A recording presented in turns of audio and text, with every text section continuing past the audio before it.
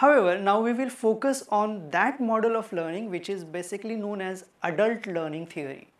Since we are dealing with the learners in higher education, our focus mainly should be on adult learning. Malcolm Knowles, who is associated with using the term andragogy to refer to adult learning and defining it as the art and science of helping adults learn. Andragogy is considered to have 5 principles. 1. As a person matures, he or she becomes more self-directed. 2. Adults have accumulated experiences that can be rich resource of learning. 3. Adults become ready to learn when they experience a need to know something. 4. Adults tend to be less subject-centered than children. They are increasingly problem-centered. And 5. For adults, the most potent motivations are internal. Now, if you look at these 5 aspects of adult learning, most of us would be in an agreement that certainly this understanding of adult learners might contribute to our teaching or our designing teaching strategies. Let us now move to another very impactful work and contribution in the field of learning. That is the model which was proposed by Howard Gardner, and this model is known as multiple intelligences. This model comes very close to what we talked in terms of learning styles. However, we'll try and see how Gardner proposes his theory. Now, Gardner's theory describes 8 distinct intelligences based on skills and abilities that are valued in different cultures. Now, what are these 8 categories? The first is visual spatial intelligence. The second is verbal linguistic intelligence. The third is bodily kinesthetic intelligence. The fourth, logical mathematical intelligence. 5. Interpersonal intelligence. 6. Musical intelligence. 7. Intrapersonal intelligence. And the 8. Naturalistic intelligence. According to Gardner, that many learners have dominant intelligences and some learners have combinations of these clusters of these intelligences.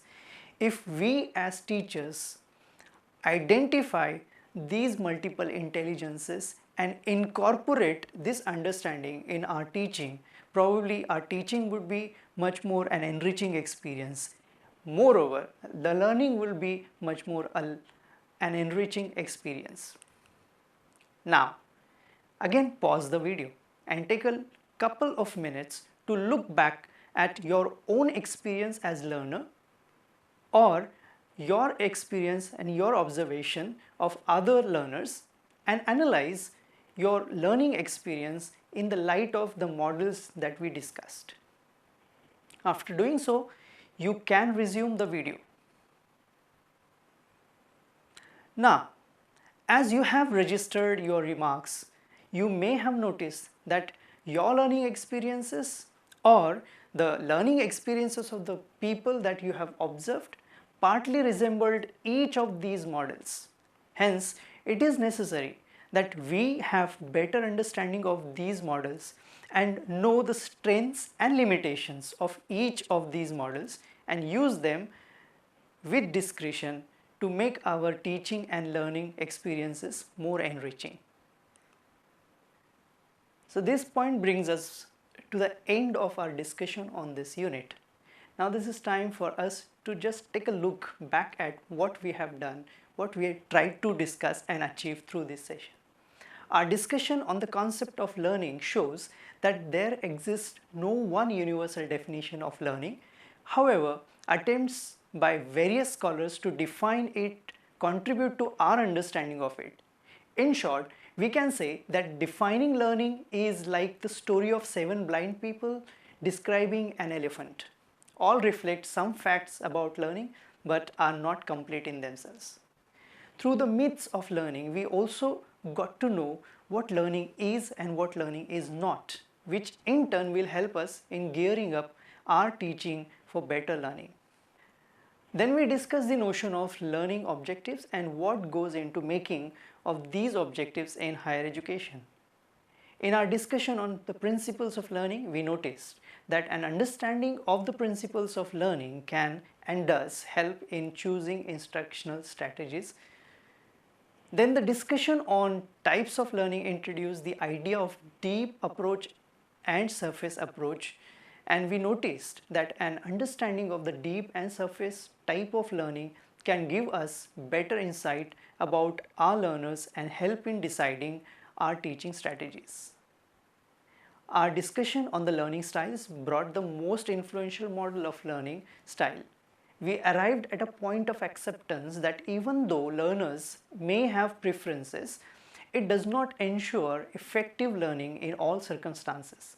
Hence, we as educators may design our teaching strategies in such a way that the learners are encouraged to use range of learning styles.